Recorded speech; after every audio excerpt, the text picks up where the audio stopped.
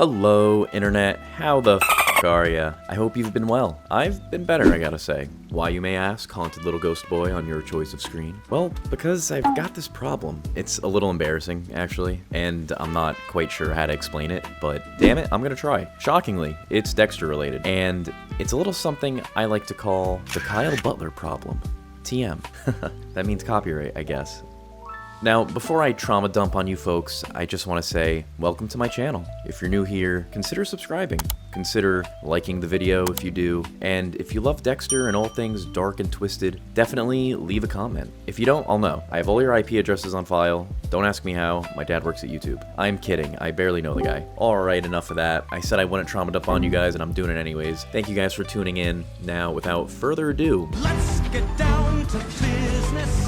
Season 5 was a lot of things, but in hindsight, I gotta say, was not as bad as people say it was. Definitely not my favorite, but there were a lot of great moments and decent decisions, I think. And with that being said, the biggest problem, in my opinion, was the direction that it took early on. And it really was the first time that, as viewers, I feel like we saw the template firsthand in the worst way that it's been. Meaning, lackluster villains of the week, with not a lot of emotional depth between them, or any real depth at all. All topped off with a pretty incredibly flat performance from this week's love interest and my least favorite of Dexter's flings. I know a lot of you like Lumen, and I'm sorry, but she just doesn't do it for me. And I'm an ally, so that's saying something. Jokes aside, this isn't a Lumen video, but it seemed like the season was split into two different narratives that were kind of in direct conflict with each other, and they couldn't coexist because they couldn't have been further on the spectrums of realistic direction in regards to the show. And I think that's mainly highlighted with Quinn's heart and conflict, really taking a 180 really quickly, and then again, really quickly. And let's face it, if you're watching Dexter, you need some suspension of disbelief, and it seemed like the showrunners at the time had a real problem deciding which avenue to take the series after Clyde Phillips' departure, and I think that really reflects in Quinn's decisions in this season. So on one hand, we have a very unrealistic approach following Rita's death, and I get people mourn differently, but it was so dumb. It was so dumb, bro. And they kind of use Lumen as like this tool for Dexter to escape responsibility and his grief for Rita, which was a huge miss and so very convenient an outlet for him. Like literally, girls are falling out of barrels for this guy. Like, and then this is juxtaposed by what I like to call the first realistic approach for Season 5's direction, and in my opinion, the best parts of Season 5, which is Quinn's search for Kyle Butler. Season 4 was a season that really cemented itself as not only a complete story, but also sparked a lot of questions that the audience and the characters were really left trying to answer. And we got robbed of a lot of those questions that Season 4 left us with. And this lack of closure with Kyle Butler, it really introduced a lasting effect on the future narrative of the show, because it really cultivated this theme of Dexter avoiding any form of responsibility and real consequences just because he's Dexter. He's like the epitome of my dad works at Nintendo. LOL.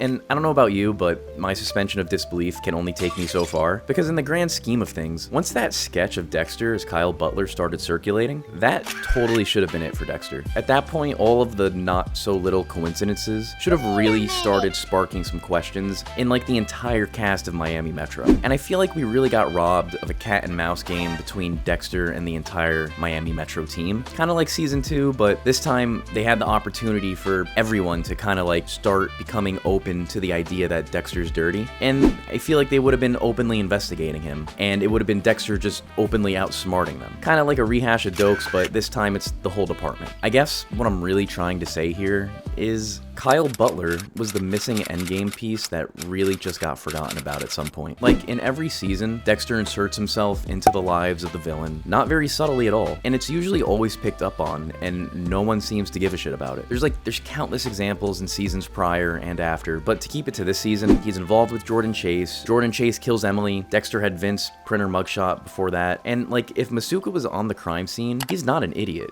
He should be able to recognize that pattern. And then there's obviously the Liddy thing as well with Quinn. And don't get me wrong, Quinn dropping it the way he did made sense how it played out, and I wasn't like too mad at it, especially because they didn't turn him into another Dokes clone. But that's because Liddy was basically written in just to take the fall and to give Quinn a get out of jail free card. And unfortunately, they also didn't do much of anything with Quinn after that either. And for someone who introduced the Kyle Butler sketch, which should have been like, again, endgame type evidence, for it to just disappear and never come up again is insanity. It's insanity for something that would directly link Dexter to Trinity and Rita's murder. And bro, my guy Dexter was so sloppy with Trinity. And I think this aversion to solving the Kyle Butler case was a real testament to the series' biggest flaw, which was the fear of ending the series. After Quinn and Deb broke up, he had every reason to reignite the Kyle Butler search, but they just like weren't ready for Dexter to get caught, it seemed like. And it's funny because the unfortunate thing is that this Kyle Butler problem, it's not something new to Dexter. Like, Dexter was a series in a lot of ways that really led with the endgame first. Like, season 1 was a complete story that honestly could have ended there. It could have been a one and done, wrap it up, amazing one-off television. And arguably, that should have even been the last season. But Dexter as a series definitely wouldn't have been so well received if it didn't start so strong. Because you have to get to that point, right?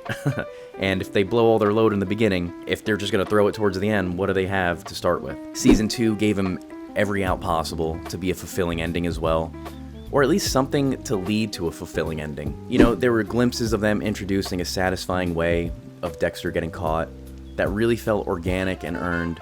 And even if it didn't end in season 2, they were basically setting up the court case for the Bay Harbor Butcher. And with the Kyle Butler problem, they really took another shot at introducing a solution to Dexter's struggle with ending the series that would have tied in perfectly to his biggest mistakes regarding Trinity. It's also weird that LaGuerta and Quinn didn't team up when she started to suspect him either. Like, she admitted that she was trying to protect Dexter with the Kyle Butler sketch. So how did she just forget about that when she was really reaching for evidence already? Like, I'm sure if Quinn was backed by his lieutenant and they tried to get the FBI involved again, like with that sketch going around, they totally would listen this time around. Like, you're telling me no one in the department like wanted justice for Rita? Yeah, it's just one of those things. I don't know. It all just felt just weird.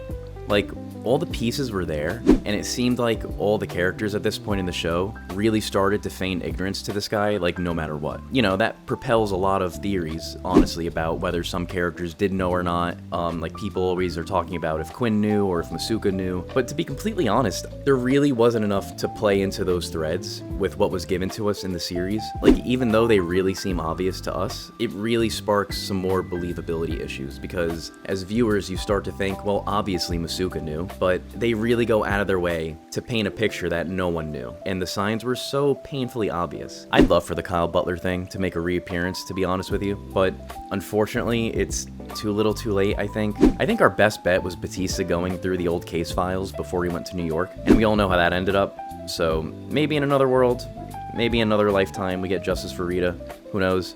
Maybe Quinn will pick up the mantle, maybe we'll see a nice little road trip with Quinn and Masuka. With that being said, let me know what you guys think. Do you agree? Am I full of shit? Am I a fucking moron? Probably. Regardless though, if you liked the video, consider leaving a like, consider subscribing. And as always, definitely comment. Have a wonderful day or night, internet, and if you love Dexter as much as me, watch my other videos and let me know what you think of those too. Oh shit, before I go, I forgot to mention, I started a second channel, if you can believe that. It's a gaming channel. I'll drop a link in the description below. Maybe I'll link it on screen too. It's spooky vibes only. I started a series on it called Always October, where you guessed it, it's October year-round. And if you like gaming and you like horror-themed bullshit, definitely check out that channel as well.